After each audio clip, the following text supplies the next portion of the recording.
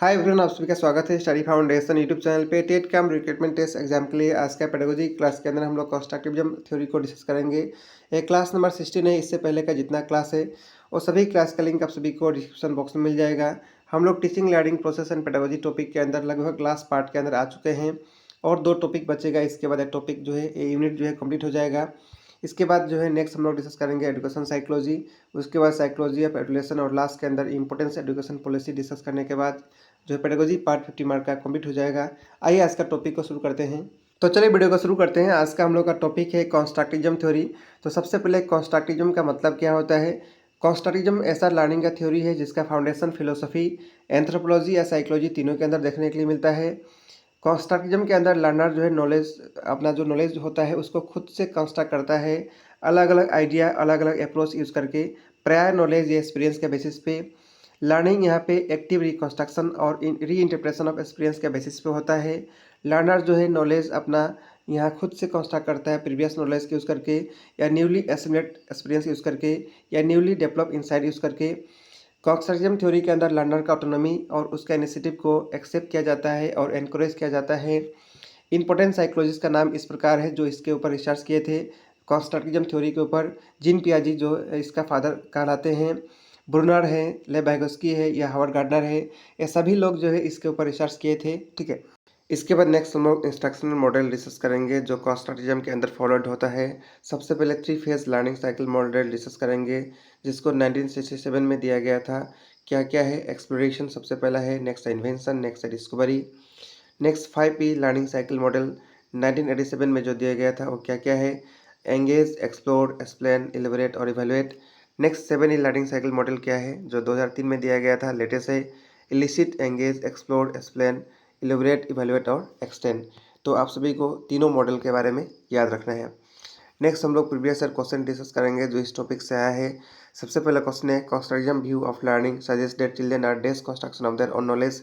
तो कंस्ट्रक्टिविज्म का व्यू क्या है चिल्ड्रन के ऊपर, वो किस प्रकार नॉलेज को यूज़ करके लर्निंग का कंस्ट्रक्शन करते हैं। वो जो है एक्टिव रोल प्ले करके नॉलेज का कंस्ट्रक्शन में जो है नॉलेज को कंस्ट्रक्ट करते हैं। तो इसका राइट आंसर होगा option number 3, play an active role, ठीक है, in the construction of their own knowledge.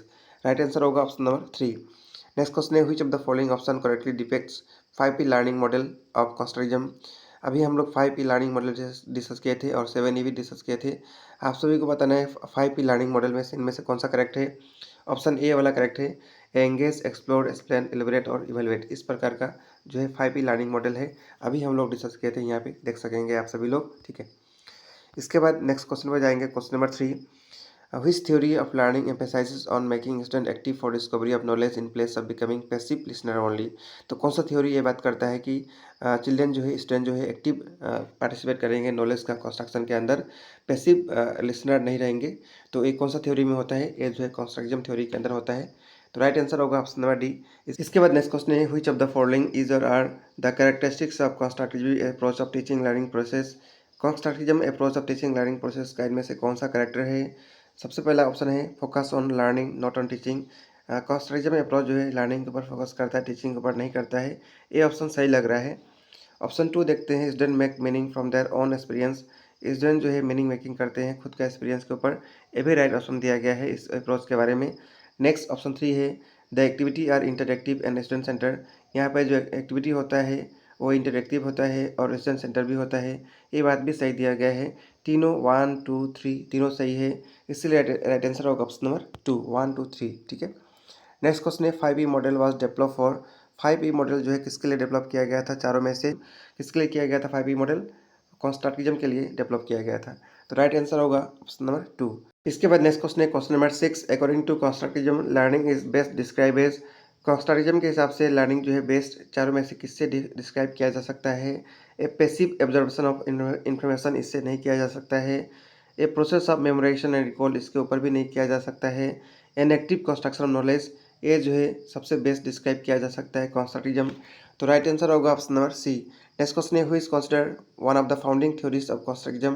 Constructivism का one of the founding theory इनमें से कौन सा है, जीन पियाजी का थ्योरी है। तो राइट आंसर होगा ऑप्शन नंबर बी। इसके बाद नेक्स्ट क्वेश्चन है according to constructivist theory the role of teacher is primary to. तो कंस्ट्रक्टिव थ्योरी के हिसाब से टीचर का रोल क्या होना चाहिए, deliver information for student to memorise, ये नहीं होना चाहिए। As a guide and facilitator का होना चाहिए, ये राइट ऑप्शन है। बाकी direct instructional all concept and fact इसके लिए भी नहीं होना चाहिए। एसेस स्टूडेंट मेमोराइजेशंस एबिलिटी इसके लिए भी नहीं होना चाहिए। राइट आंसर होगा ऑप्शन नंबर बी। इसके बाद नेक्स्ट क्वेश्चन है constructivism suggest that knowledge is constructed based on. तो कॉन्स्ट्रक्टिज्म जो है क्या सजेस्ट करता है कि नॉलेज किस प्रकार कंस्ट्रक्ट होना चाहिए। ऑब्जेक्टिव बेस्ड होना चाहिए ओनली, नहीं गलत ऑप्शन है। इंटरेक्शन से होना चाहिए, इन्वायरमेंट और प्रायर नॉलेज के बेसिस पे। इसका राइट आंसर होगा option number B. Next question है constructivism is often associated which of the educational approach. Constructivism जो है किस एजुकेशनल अप्रोच से जुड़ा होना चाहिए। स्टूडेंट सेंटर लर्निंग से जुड़ा होना चाहिए। राइट आंसर होगा ऑप्शन नंबर बी।